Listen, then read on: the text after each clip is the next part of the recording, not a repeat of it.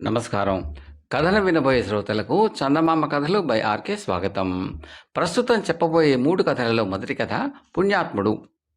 శివయ్య అనే అతడికి ఉన్నట్టుండి డబ్బు అవసరమైంది. ఎరిగిన వాళ్లను ఎవరినడిగినా లేదన్నారు. చివరకు తన బంధువైన కేశవులని అడిగాడు. ఆయన మహాపిసినారి అని పేరు. కేశవులు శివయ్యతో, చూస్తూ చూస్తూ నీ వంటి వారికి అప్పెవరిస్తారు? ఇచ్చిన డబ్బు తిరిగి ఎలా వస్తుంది? నా మాట విని శ్రీపురం వెళ్ళు. అక్కడ గుణాఢ్యుడు అనే ఒక పుణ్యాత్ముడున్నాడు. ఆయన ఎలాంటి వారికైనా కనికరించి అప్పులు ఇస్తాడు. ఆ డబ్బుతో నీ దశ కూడా తిరిగిపోయి బాగుపడవచ్చు అన్నాడు. శివయ్య శ్రీపురం వెళ్ళి గుణాఢ్యుడిని కలుసుకున్నాడు. ఆయన అతడి వివరాలన్నీ విని మరికొన్ని ప్రశ్నలు వేసి, అవసరాలకి అంటూ అప్పులు చేయడం అలవాటైతే నువ్వు ఇలాగే ఎదుగు పొదుగు లేకుండా ఉండిపోతావు. నీలో వ్యాపారానికి పనికి వచ్చే తెలివి ఉందని నీ సమాధానాలను బట్టి అర్థమవుతున్నది. నీకు 1000 వరహాలు ఇస్తాను. దాంతో వ్యాపారం ప్రారంభించు. ఏడాది తర్వాత మంచి లాభాలు వస్తే నాకు 2000 వరహాలు ఇవ్వాలి. తిరిగి ఇవ్వడానికి 2 ఏళ్ళు పడితే 4000 వరహాలు ఇవ్వాలి. అలా ఏటా రెట్టింపు చేస్తూ వెళ్ళాలి. అందుకు ఇష్టమేనా అన్నాడు. చూస్తూ చూస్తూ తనకు 1000 వరహాలు ఇచ్చేవాళ్ళెవరు? అందువల్ల గుణాఢ్యుడి షరతులు అన్నిటికీ అంగీకరించాడు శివయ్య.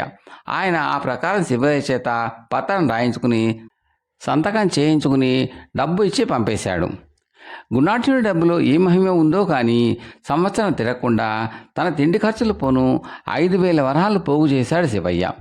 అందులో 2000 వరహాలు గుణాఢ్యుడికి ఇద్దామని అతను అనుకునేలోగా ఒక వ్యాపారి అతని వద్దకు వచ్చి, నీ దగ్గర 5000 ఉంటే నాతో చేతులు కలుపు. ఏడాది తిరగకుండా 50,000 సంపాదించే వ్యాపారం ఒకటి ఉంది అన్నాడు. అప్పుడు శివయ్య ఆలోచించాడు. గుణాఢ్యుడికి 2000 ఇచ్చేస్తే తనకి వ్యాపారంలో దొరకపోయే పెద్ద లాభం పోతుంది. 50,000 సంపాదిస్తే అందులోంచి 4,000 ఆయనకి ఇవ్వడం సులభం. శివయ్య ఆ వ్యాపారంలో 5,000 పెట్టుబడి పెట్టాడు.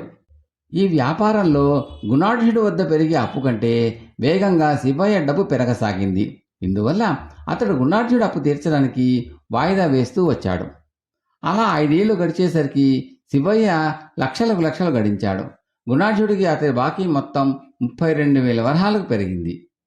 ఇప్పుడు ఒక్కసారిగా అంత మొత్తం బాకీ తీర్చాలంటే శివయ్యకు మనసొప్పడం లేదు. 1000 వరహాలు అప్పిచ్చి 5 ఏళ్లలో 32,000 వరహాలు ఇవ్వమని అడిగేవాడు పుణ్యాత్ముడు ఎలా అవుతాడు? నిజానికి సాయం పేరు చెప్పి పేదవాళ్లను దోపిడీ చేసే బందిపోడు ఈ గుణాఢ్యుడు అనుకుని ఊరుకున్నాడు శివయ్య. గుణాఢ్యుడి కూతురికి పెళ్లి కుదిరింది. నగలు కొనడానికి ఆయన శివయ్య దుకాణానికే వచ్చాడు. 4,000 వరహాలకు ఒక నగను ఎంపిక చేసి ఆయన డబ్బు ఇవ్వబోగా వెంట తెచ్చిన డబ్బులు 1000 వరహాలు తక్కువయ్యాయి. పరిస్థితి గమనించిన శివయ్య ముఖం చాటేశాడు. అయితే పనివాడితో మాత్రం గుణాఢ్యుడిని చాలా మర్యాదగా చూడమని, డబ్బుతో నిమిత్తం లేకుండా ఆయనకు నగలు ఇచ్చేయమని చెప్పాడు. పనివాడు గుణాఢ్యుడితో, అయ్యా, మా అయ్యగారు హఠాత్తుగా పని దగ్గర బయటకు వెళ్ళారు. ఈ నగ తమదిగా భావించండి. తోచిన డబ్బు ఇచ్చి వెళ్ళండి. ఇది అయ్యగారు నాకు ఇచ్చిన ఆజ్ఞ అన్నాడు. గుణాఢ్యుడు తటపటాయిస్తూ, తెచ్చిన డబ్బంతా ఖర్చయింది. నాకింకా అవతల చాలా ఖర్చులున్నాయి. ఈ నగకు గాను ఇంకా ఇవ్వవలసిన 1000 వరహాలు చెల్లించడానికి నాకింకా 4-5 రోజులు గడువు కావాలి అన్నాడు. అయ్యా, దాందేముంది, మీ ఇష్ట ప్రకారమే చేయండి. అయినా అయ్యగారు తమకు బాకీ ఉన్నారట కదా అన్నాడు పనివాడు వినయంగా. అది వేరు. దానికి నేను వడ్డీ తీసుకుంటున్నాను. అది ఎంత ఆలస్యమైతే అంత లాభం నాకు. దీనికి నేను వడ్డీ ఇవ్వను అన్నాడు గుణాఢ్యుడు. పనివాడు అన్నిటికీ అంగీకరించి ఆయన వద్ద 3,000 వరహాలు తీసుకుని నగ ఇచ్చి పంపాడు. తర్వాత శివయ్య వచ్చాక జరిగింది చెప్పాడు. అది విన్న శివయ్య, ఈ గుణాఢ్యుడు తన బాకీలో అసలు రాబట్టుకునేందుకు వచ్చాడన్నమాట. అంతా నాటకం. అంత మొత్తంలోనూ సరిగ్గా 1000 వరహాలే తక్కువ కావాలా అనుకున్నాడు. ఇది జరిగిన 2 రోజులకు అనుకోకుండా పెద్ద జబ్బు చేసి గుణాఢ్యుడు హఠాత్తుగా మరణించాడు. అది తెలిసిన శివయ్య మనసులో ఎంతగానో సంతోషించి ఆయనకు డబ్బు తిరిగి ఇవ్వలేదన్న బాధ లేకుండా 1000 వరహాలు మొన్ననే ఇచ్చేయడం జరిగిపోయింది. అంతే ఇవ్వడం న్యాయం కూడాను అనుకున్నాడు. గుణాఢ్యుడికి కర్మ చేసి సంతర్పణకు చుట్టుపక్కల ఊళ్ళోని ప్రముఖులందరికీ కబురు పంపాడు ఆయన పెద్ద కొడుకు. శివయ్య కూడా వెళ్ళాడు. అక్కడ అంతా ఆయన నిస్వార్థపరుడని, మహాపుణ్యాత్ముడని, అందువల్లనే అంత త్వరగా అనాయాసంగా మరణించాడని చెప్పుకుంటూ ఉంటే శివయ్య లోపల నవ్వుకుని, ధనాశతో అప్పులిచ్చి అసహాయుల నుంచి పెద్ద పెద్ద వడ్డీలు గుంజేవాడిని గురించి జనం ఎలా చెప్పుకుంటున్నారో అనుకున్నాడు. ఇంతలో గుణాఢ్యుడి పెద్ద కొడుకు, మా నాన్నగారు ఎందరికో సాయం చేశారు, కొందరికి అప్పులిచ్చారు. ఈ డబ్బు వ్యవహారాలన్నీ ఒక పుస్తకంలో రాసి ఉంచారుట. అందులోనే ఆయన వీలునామా కూడా ఉంది. అది కనిపించటం లేదు. దానికోసం వెతుకుతున్నాను అన్నాడు. అప్పుడు శ్రీపురం గ్రామాధికారి ఆ పుస్తకము వీలునామా ఆయన తన ఇనపెట్టుకున్న రహస్యపు టర్లో దాస్తాడని నాకు తెలుసు. దాన్ని నీకు చూపిస్తాను అని, ఈరోజు మంచి రోజు కాదు కాబట్టి ఆ ఆరును రేపు తెరిచి చూద్దాం అంటూ ఆ పనిని మర్నాటికి వాయిదా వేయమని సలహా ఇచ్చి అక్కడి నుంచి వెళ్ళిపోయాడు. అది వింటూనే శివయ్యకు గుండెల్లో రాయి పడింది. ఆ పుస్తకం బయటపడితే చాలా డబ్బు గుణాక్షుడి కుటుంబానికి గుమ్మరించాల్సి వస్తుంది. శివయ్యే కాదు, అలాంటి వాళ్ళు ఇంకా 4 వ్యాపారులు ఉన్నారు అక్కడ. వారిలో ఒకడు గుణాఢ్యుడికి దాదాపు 1,00,000 వరహాల పైగా బాకీ ఉన్నాడు. ఈ 5 వ్యాపారులు కలిసి పథకం వేసి ఒక మనిషిని నియమించి గుణాఢ్యుడి ఇంటికి పంపారు. వాడు రాత్రికి రాత్రి వెళ్ళి గుణాఢ్యుడి పెద్ద కొడుకు కత్తి చూపించి బెదిరించి ఇనపెట్టెలోని రహస్యపు డాల నుంచి గుణాఢ్యుడి లెక్కల పుస్తకాన్ని తీయించాడు. తర్వాత దాన్ని శివయ్యకు అతని స్నేహితులకు అందజేసి వాళ్ళిచ్చిన బహుమతి పుచ్చుకుని సంతోషంగా వెళ్ళిపోయాడు. ముందుగా ఆ పుస్తకాన్ని తగలబెట్టాలని ఆ 5 అనుకున్నారు. కానీ తమ బాకీల గురించి ఆయన ఏం రాశాడో తెలుసుకుందాం అన్న కుతూహలంతో దాన్ని తెరిచారు. అందులో ఇలా ఉంది: నేను సామాన్యులకు అప్పు పేరు చెప్పి డబ్బిస్తూ ఉంటాను. దానంగా అంటే అవసరం ఉన్నా లేకపోయినా డబ్బు కోసం అంతా ఎగబడతారు అని నా భయం. డబ్బుతో పాటు వారికి తగిన సలహాలు కూడా ఇస్తాను. నా డబ్బు నేను ఇచ్చిన సలహాలతో చాలామంది బాగుపడ్డారు. వాళ్ళు డబ్బు నాకు తిరిగి ఇస్తే దాన్ని ఇలాంటి పుణ్యకార్యాలకే వినియోగిస్తాను. అందులో నుంచి సొంతానికి దమ్మిడీ కూడా వాడను. వాళ్ళు ఇవ్వకపోతే ఊరుకుంటాను. వాళ్ళ చేత రాయించుకున్న ఆ పత్రాలు వాళ్ళు వెళ్ళగానే చించి పారేస్తాను. నా పెద్ద కొడుకు కూడా ఇదే పద్ధతిలో నాలాగే జీవితం గడిపితే నాకెంతో సంతోషంగా ఉంటుంది. ఇది చదివి వ్యాపారులు 5 తెల్లబోయారు. వారి మనసు పశ్చాత్తాపంతో నిండిపోయింది. ఆ తర్వాత పేజీలలో ఆ పుస్తకంలో ఆయన బాకీల వివరాలు పూర్తిగా ఉన్నాయి. అందులో ఆఖరున శివయ్య 1000 వరాల బాకీ కూడా ఉంది. ఇది రాసాక ఆయన చనిపోయాడు. గుణాఢ్యుడిని అంతా పుణ్యాత్ముడు అని ఎందుకంటారో శివయ్యకు అతని స్నేహితులకు అప్పుడు అర్థమైంది. వాళ్ళు ఆ పుస్తకాన్ని మళ్ళీ రహస్యంగా గుణాఢ్యుడి ఇంటికి చేర్పించారు. తాము ఎంతెంత బాకీ ఉన్నది ఖచ్చితంగా లెక్క కట్టి గుణాఢ్యుడి పెద్ద కొడుకుకి బాకీలు తీర్చేశారు. ఆ తర్వాత గుణాఢ్యుడి పెద్ద కొడుకుతో పాటు శివయ్య కూడా ఆయన అడుగుజాడల్లో నడిచాడు. కథ సమాప్తం. 2వ కథ మరుగుజ్జు పెళ్ళి. పూర్వం పొట్టిలంక అనే గ్రామంలో సుక్కడు అనే మరుగుజ్జు ఉండేవాడు. వాడు అతి పొట్టిగా వికారంగా కనిపించేవాడు. అయినా వాడికి ఒక విద్యలో మాత్రం అద్భుతమైన ప్రజ్ఞ ఉండేది. అదేమంటే ఎలాంటి అడవి ఏనుగునైనా సరే మచ్చిక చేసి మహారాజు గారి గజశాలకు ఏనుగులమ్మే వ్యాపారులకు సాయం చేసేవాడు. ఆ దేశాన్ని ఏలే మహారాజు ఒకసారి స్వయంగా వాడి నేర్పు చూసి చాలా సంతోషించి, ఒక మారుమూల కుగ్రామమైన పొట్టిలంకలో పుట్టిన నువ్వు నా దేశ పౌరుడిపైనందుకు గర్విస్తున్నాను. శాపగ్రస్తుడైన నలమహారాజులాగా నువ్వు కారణ జన్ముడిపై ఉండాలి. నువ్వు అన్ని విధాలా నా ఆస్థానంలో ఉండదగిన వాడివి. నా గజశాలను పర్యవేక్షించే ప్రధాన అధికారిగా నిన్ను నియమిస్తున్నాను అన్నాడు. అంతే, మరుగుజ్జు చుక్కడు మహారాజు గారి గజశాలకి ప్రధానాధికారి అయిపోయాడు. ఇప్పుడు చుక్కడికి ఏ లోటు లేదు. భయభక్తులతో వెలిగే ఉద్యోగులు వాడి చేతి కింద చాలామంది ఉన్నారు. అయినా వాడు తన ఆకారం గురించి న్యూనత పడటం మానలేదు. వాడెప్పుడు మందకొడిగానో నిరుత్సాహంగానో ఉండడం గమనించిన మహారాజు, నీకు కొలువులో మంచి ఉద్యోగం ఉంది. ఏనుగులను మచ్చిక చేయడంలో నీకున్న నేర్పు చూసి ప్రజలందరూ అబ్బురు పడిపోతున్నారు. అయినా నీవు చలాకీగా సంతోషంగా ఉండటం లేదు అంటే బహుశా నీకు తోడు అవసరం అని నేను భావిస్తున్నాను. త్వరగా పెళ్లి చేసుకో అని చెప్పాడు. చుక్కడు బలవంతాన్ని నవ్వు తెచ్చుకుని, మహారాజా, తమ ఔదార్యం వల్ల నా నేర్పుకు రగ ఉద్యోగం సంపాదించుకోగలిగాను అని క్షణం ఆగి, క్షమించాలి మహారాజా, పెళ్లి చేసుకోమనడంలో తమరు నన్ను హేళన చేస్తున్నారనే సాహసం నాకు లేదు అన్నాడు. చుక్కడి మాటలకు రాజు నొచ్చుకుని, నేనన్న దానిలో అవహేళన ఏమీ లేదు. ప్రతి జీవికి తనకంటూ ఒక తోడు అవసరం. నీకు ఒక చక్కటి కనితో పెళ్లి చేయిస్తాను అన్నాడు. మరుగుజ్జు చుక్కడు రాజుకు నమస్కారం చేసి మౌనంగా ఊరుకున్నాడు. ఇప్పుడు చుక్కడి పెళ్లి గురించి మహారాజు ఆలోచనలో పడ్డాడు. నిజానికి వాడి ఆకారం చూసి పెళ్లి చేసుకునే అమ్మాయికి గొప్ప త్యాగబుద్ధి ఉండాలి. రాజు బాగా యోచించి చివరకు ఒక చాటింపు వేయించాడు. చుక్కడిని పెళ్లి చేసుకునేటందుకు ఒప్పుకునే అమ్మాయి తండ్రికి రాజు అతడు కోరుకున్న చోట సుక్షేత్రమైన మాగాణి, భవంతి, భత్యము ఇస్తాడు. చాటింపు విని పెళ్లి కావలసిన ఆడపిల్లల తల్లిదండ్రులు చాలామంది చుక్కడు అల్లుడు అవ్వడం వల్ల పట్టబోయే మహాయోగానికి ఆశపడి ఆత్మవంచన చేసుకోబోయారు. కానీ కూతుళ్ళు ఒప్పుకోనందున కొందరు, సాటి బంధువుల ఈసడింపు వల్ల మరికొందరు ఆ ప్రయత్నం మానుకున్నారు. చిట్ట చివరకు రాజుగారి పరిశీలనకు ముగ్గురు అమ్మాయిలు వచ్చారు. అందులో ఇద్దరు సాధారణమైన అందగతులు, మూడోది చుక్కడిలాగే మరుగుజ్జు. రాజు ముగ్గురిని విడివిడిగా పిలిచి, రాజుని అన్న జంకు కొంకు లేకుండా నిర్భయంగా మీ అభిప్రాయాలు చెప్పండి అన్నాడు. ఇందుకు మొదటి అమ్మాయి, మహారాజా, నన్ను నా సవతి తల్లి రాచి రంపాన పెడుతున్నది. మా నాన్న ఆమె పట్ల దాసాను దాసుడుగా ప్రవర్తిస్తాడు. ఆమె నన్ను ఒక ముసలివాడికి ఇచ్చి పెళ్లి చేయాలని ప్రయత్నిస్తున్నది. ఇలాంటి సమయంలో ఈ చాటింపు నాకు వరంలాగా తోచింది. ఏమైనా నేను రాజు ఆజ్ఞ పాటించడానికి సిద్ధంగా ఉన్నాను అన్నది. ఒకవేళ నేను నీకు చక్కడెవరిని చూస్తే ఈ మరుగుజ్జును వదిలేస్తావా అని అడిగాడు రాజు. నేను రాజు ఆజ్ఞ పాటించడానికి సిద్ధంగా ఉన్నాను అన్నది అమ్మాయి విరక్తిగా. ఇక రెండో అమ్మాయి తండ్రి చాలా పేదవాడు. ఈ అమ్మాయి తర్వాత పెళ్లి కావాల్సిన ఇంకా ఇద్దరు ఆడపిల్లలు ఉన్నారు. ఆ అమ్మాయి తన మరుగుజ్జును పెళ్లాడటం వల్ల తన కుటుంబ సభ్యులు ఎక్కువ సుఖపడతారన్న భావాన్ని వ్యక్తం చేస్తూ రాజు తన తండ్రికి ఇంకా ఎక్కువ కానుకలు ఇవ్వాలని కోరింది. ఆ తర్వాత రాజు మరుగుజ్జు అమ్మాయితో, నేను తలుచుకుంటే ఏమైనా చేయగలను.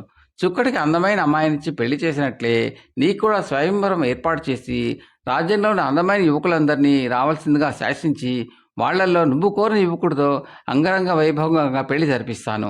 నువ్వు చుక్కడిలాంటి మరుగుజ్జును పెళ్లి చేసుకోవడం నాకు ఇష్టం లేదు. చక్కని రూపం ముందు మంచితనము, తెలివితేటలు, నేర్పరతనం లాంటివి గుడ్డిగా విలువ చేయవని నీకు తెలిసిందే కదా అన్నాడు. మరుగుజ్జు అమ్మాయి వంగి తన పొట్టి చేతులతో రాజుకు నమస్కారం చేసి, రాజా, తమరు తమ ఆజ్ఞతో మన్మధుడు లాంటి యువకుడితో నా పెళ్లి జరిపించగలరు, కానీ మనసుల్ని కలపలేరు. నేను చుక్కయ్య హోదాకు తగిన భార్యను కాకపోయినా ఆయన మనసు ఎరిగి ప్రవర్తించగలదాన్ని అన్నది. రాజు మరుగుజ్జు అమ్మాయి మాటలకు చాలా సంతోషించాడు. ఆయన మర్నాడు చుక్కడిని పిలిచి, నీ హోదా చాటున్న నీ మరుగుజ్జుతనాన్ని మర్చిపోదామని ప్రయత్నించే అమ్మాయి కన్నా నీ మనసెరిగి ప్రవర్తించే మరుగుజ్జు అమ్మాయిని నీతో పెళ్లికి ఎంపిక చేద్దాం అనుకుంటున్నాను. కాదంటే మిగిలిన ఇద్దరు అమ్మాయిలలో ఒకదాన్ని నువ్వు కోరుకోవచ్చు అన్నాడు. మరుగుజ్జు చుక్కడు వెంటనే తటపటాయించకుండా మరుగుజ్జు అమ్మాయినే కోరుకున్నాడు. రాజు వాళ్ళిద్దరికీ వైభవంగా పెళ్లి జరిపించాడు. ఆ తర్వాత ఆయన దుర్భర పరిస్థితుల కారణంగా మరుగుజ్జును చేసుకునేందుకు వచ్చిన ఇద్దరు అమ్మాయిలకు కూడా తగిన వరులను చూసి ఘనంగా పెళ్లిళ్ళు చేస్తాడు. కథ సమాప్తం. మూడవ కథ, తరగని ఆస్తి. కథలకు వెళ్ళబోయే ముందు శ్రోతలకు మనవి, మీకు ఈ కంటెంట్ నచ్చితే లైక్ చేయండి, బంధుమిత్రులు షేర్ చేయండి, సబ్స్క్రైబ్ చేసి గంట సింబల్కి ఆల్ కూడా నొక్కండి.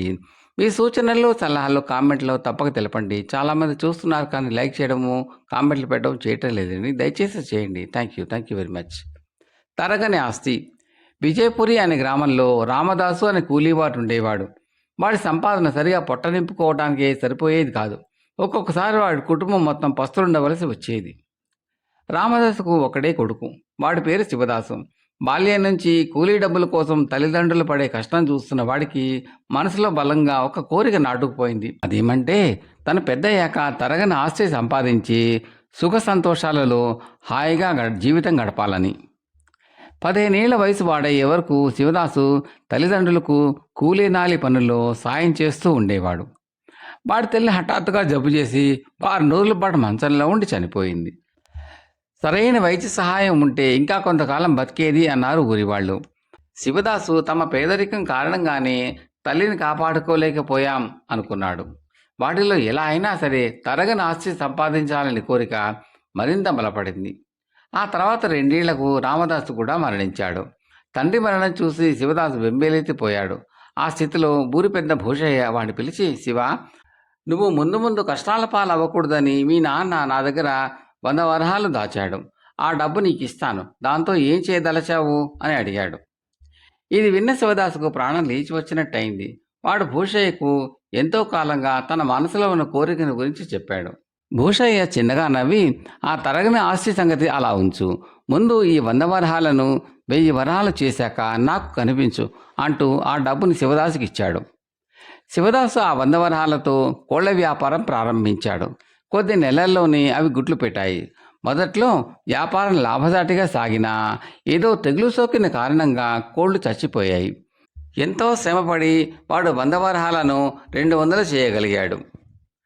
శివదాసు ఆ 200 వరహాలతో 10 గొర్రెల్ని కొన్నాడు. అవి అడవిలో మెరిసేటప్పుడు వాటిలో రెండు గొర్రెల్ని తోడేళ్లు తినేశాయి. 4 గొర్రెలు దొంగలు ఎత్తుకుపోయారు. ఒకదాని కాలు విరిగింది. గొర్రెల వ్యాపారం లాభసాటిగా లేదని తేలాక శివదాస్ మిగిలిన 4 గొర్రెలను 50 వరహాలకు అమ్మేశాడు. ఆ డబ్బుతో వాడు పూల వ్యాపారం ప్రారంభించాడు. తెచ్చిన పూలన్నీ అమ్ముడుపోక కొన్ని వాడిపోయి వారం తిరగకుండానే ఆ పూల వ్యాపారంలో 25 వరహాల నష్టం వచ్చింది. అయినా శివదాస్ పట్టు విడవక ఉన్న 25 వరహాలతో జంతికల వ్యాపారం మొదలుపెట్టాడు. ఒక రోజున వాడు సంతకు పోతూ ఉండగా హఠాత్తుగా జడివాన కురిసి బుట్టలో ఉన్న జంతికలన్నీ తడిసిపోయినాయి. వాటిని వాడు నష్టానికి అమ్మగా 5 వరహాలు చేతికి అందాయి. వ్యాపారం చేసి తరగని ఆస్తి సంపాదించాలనుకుంటే ఉన్న డబ్బే పోయినందుకు శివదాస్ ఖిన్నుడై ఇంటి దారి పట్టాడు. ఆ సమయంలో వాడికి ఒక 4 ఏళ్ల పిల్లవాడు ఏడుస్తూ కనిపించాడు. పిల్లవాడిని ప్రశ్నించి వాడు పొరుగురి రాజయ్య కొడుకని, తండ్రితో వచ్చి సంతలో తప్పిపోయాడని శివదాస్ తెలుసుకున్నాడు. శివదాస్ వాడికి మిఠాయి కొనిపెట్టి వాళ్ళ ఊరు చేర్చాడు. ఇందుకు 1 వరహా ఖర్చయింది. పిల్లవాడి తల్లిదండ్రులు శివదాసుకు కృతజ్ఞత చెప్పుకుని, మేము కటిక పేదలం, మీ సహాయానికి ప్రతిఫలంగా ఏమీ ఇచ్చుకోలేము అన్నారు. ఆ మాటలకు శివదాసు నొచ్చుకుని, నేను ప్రతిఫలం ఆశించి మీ బిడ్డను ఇక్కడికి తేలేదు అని అక్కడ నుంచి తన ఊరికేసి బయలుదేరాడు. ఒకచోట వాడికి కాలిబాట పక్కన చిన్న మూట ఒకటి కనిపించింది. విప్పి చూస్తే అందులో 100 వరహాలున్నవి. అక్కడ వాడు ఎంతసేపు చూసినా డబ్బు పోగొట్టుకున్న వాడు ఎవడూ కూడా దాన్ని వెతుక్కుంటూ అటుకేసి రాలేదు. శివదాసు అక్కడి నుంచి బయలుదేరి కొంత దూరం వచ్చేసరికి ఒకచోట గుమిగూడి జనం కనిపించారు. వాళ్ళ మధ్య ఒక స్త్రీ రోదిస్తున్నది. విచారించగా సింగయ్య అనేవాణ్ణి పాము కరిచిందని, వైద్యం చేసేటందుకు గాను వైద్యుడు 100 వరహాలు అడిగాడని, డబ్బు లేక సింగయ్య భార్య దుఃఖిస్తున్నదని తెలిసింది. వెంటనే శివదాసు తనకు దొరికిన 100 వరహాల మూటను సింగయ్య భార్యకి ఇస్తూ, అమ్మా, ఇక దుఃఖించవద్దు, ఇందులో 100 వరహాలు ఉన్నవి, తక్షణం వెళ్ళి నీ భర్తకు చికిత్స చేయించు అంటూ ఆ డబ్బు ఆమెకిచ్చి జనంలోంచి బయటికి వచ్చేశాడు. అక్కడి నుంచి వాడి ఇంటి మార్గం పట్టి మార్గమధ్యంలో ఉన్న చిట్టడవి గుండా నడుస్తూ ఉండగా చింతామణి అనే బాటసారి వాడికి కలిశాడు. ఇద్దరూ కబుర్లు చెప్పుకుంటూ నడుస్తూ ఉండగా 4 దొంగలు వాళ్లను అటకాయించారు. చింతామణి దగ్గర కొంత బంగారం ఉన్నది. దొంగల ముందుగా శివదాసును దుస్తుల్లో వెతికి వాడి దగ్గర ఏమీ లేకపోవడంతో చింతామణి కేసి తిరిగారు. ఈ లోపల చింతామణి అతి లాఘవంగా తన దగ్గర ఉన్న బంగారాన్ని శివదాసు చేతి సంచిలో వేసేశాడు. దాంతో దొంగలకు చింతామణి దగ్గర కూడా ఏమీ డబ్బు దొరకలేదు. వాళ్ళు ఆ స్నేహితులు ఇద్దరిని తిట్టి వెళ్ళిపోయారు. వాళ్ళు అలా వెళ్ళగానే చింతామణి శివదాసు చేతి సంచిలోంచి బంగారు మూటను బయటకు తీసి, నీ వల్లే నాకు ఈ బంగారం దక్కింది అని శివదాసు వద్దంటున్నా వినకుండా వాడికి కొంత బంగారం ఇచ్చి తన దారిని వెళ్ళిపోయాడు. శివదాసు మరికొంత దూరం నడిచాక దారి పక్కన ఉన్న ఒక చెట్టుకు కొమ్మకు ఉరిపోసుకునే ప్రయత్నంలో ఒక మనిషి కనిపించాడు. అతన్ని చూస్తూనే శివదాసుకు జాలితో పాటు కోపం కూడా కలిగింది. వాడు ఆ మనిషిని సమీపించి, ఏం జరిగింది? చిచి, ఈ చేసే సచ్చు పనిదో సొంత ఇంట్లో చేసుకోలేకపోయావా? పనిగట్టును ఇంత దూరం ఎందుకు వచ్చావు అన్నాడు చాలా కోపంగా. వాడి పేరు దామోదరం. తీరా ముహూర్త సమయంలో మగపెళ్లి వారికి ఇస్తానన్న కట్నం ఇచ్చుకోలేక వాళ్ళ చేత నానా తిట్లు తిని అవమానంతో అడవి చేరి ఉరిపోసుకో చూస్తున్నాడు. ఇవ్వలేని కట్నం ఇస్తానన్నాడో నీ బుద్ధి తక్కువతనం. ఇదిగో ఈ బంగారం తీసుకుపోయి కూతురు పెళ్లి సక్రమంగా జరిగేలాగా చూసుకో అంటూ శివదాసు దామోదరానికి తన దగ్గర ఉన్న బంగారం అంతా తీసి ఇచ్చేశాడు. దామోదరం కృతజ్ఞతాభావంతో కళ్ళ నీళ్ల పర్యంతం అయిపోయి, బాబు, చూడబోతే నువ్వు చాలా చిన్నవాడివి, ముక్కు మొహం ఎరగని నాకు ఇంత గొప్ప సాయం చేశావు. దేవుడు నీకు తరగని ఆస్తి ఇవ్వాలని దీవిస్తున్నాను. నువ్వు కాదనక నాతో వచ్చి నా కూతురును ఆశీర్వదించాలి అని కోరాడు. శివదాసు అతడి వెంట వెళ్ళాడు. పెళ్లి సమయంలో ఒక పెద్ద మనిషి శివదాసును సమీపించి, నువ్వు రామదాసు కొడుకు కదా? నా పేరు నాగులయ్య. ఇప్పటికి 4 ఏళ్ల క్రితం అడవిలో దొంగలు కొట్టిన దెబ్బలకు చావు బతుకులో ఉన్న నన్ను మీ నాన్న భుజానికి ఎత్తుకుని ఇంటికి మోసుకుపోయిన ప్రాణం కాపాడాడు. ఇప్పుడు ఆయన ఎలా ఉన్నాడు అని అడిగాడు. శివదాసు తన తండ్రి చనిపోయాడని చెప్పాడు. ఇది విని నాగులయ్య చాలా విచారపడి శివదాసును తన ఇంటికి తీసుకుపోయి కొత్త బట్టలు పెట్టి, అప్పట్లో మీ నాన్నకు సహాయం చేసేందుకు చేతిలో డబ్బు లేకపోయింది, కాదనకు అంటూ 1000 వరహాలు శివదాసు చేతిలో పెట్టాడు. వాడు ఆ డబ్బుతో తన గ్రామం చేరి భూస్వామి భూషయ్యను కలుసుకుని 1000 వరహాలు ఆయన చూపించి, 100 వరహాలను 1000 వరహాలు చేశాను, తరగనాస్తి సంపాదించగల సత్తా నాకున్నదని ఒప్పుకుంటారా అని అడిగాడు. భూషయ్య తలాడించి, ఇంతకు ఈ డబ్బు ఎలా సంపాదించింది చెప్పనేలేదు అన్నాడు. అప్పుడు శివదాసు ఆయనకు జరిగిందంతా చెప్పాడు. అంతా విన్న భూషయ్య ఒక చిరునవ్వు నవ్వి, ఒరే శివ, ఇంత అనుభవం తర్వాత కూడా నువ్వు ఇంకా తరగని ఆస్తి అంటే ఏమిటో, దాన్ని ఎలా సంపాదించాలో గ్రహించలేకపోవడం చాలా ఆశ్చర్యంగా ఉంది. నువ్వు మొండితనం కొద్దీ నీ స్వశక్తిని మాత్రమే నమ్ముకుని అనుభవం లేని వ్యాపారాలు ప్రారంభించి పూర్తిగా నష్టాల పాలయ్యావు. ఇప్పుడు నీ దగ్గర ఉన్న 1000 వరహాలు కేవలం నీ మంచితనము, దయాగుణాల కారణంగా సంపాదించిన డబ్బు. ఇందులో నీ సత్తా కానీ వ్యాపార దక్షత కానీ ఏమైనా ఉన్నదా? ఆలోచించి చూడు అన్నాడు. భూషయ్య మాటలతో శివదాసుకు కలల లోకం నుంచి వాస్తవ లోకంలోకి అడుగు పెట్టినట్టయింది. వాడు చప్పున భూషయ్య పాదాలు తాకి, అయ్యా, మీరు నా కళ్ళు తెరిపించారు. నేను తరగని ఆస్తి అనే పీడకల నుంచి బయటపడ్డాను అన్నాడు.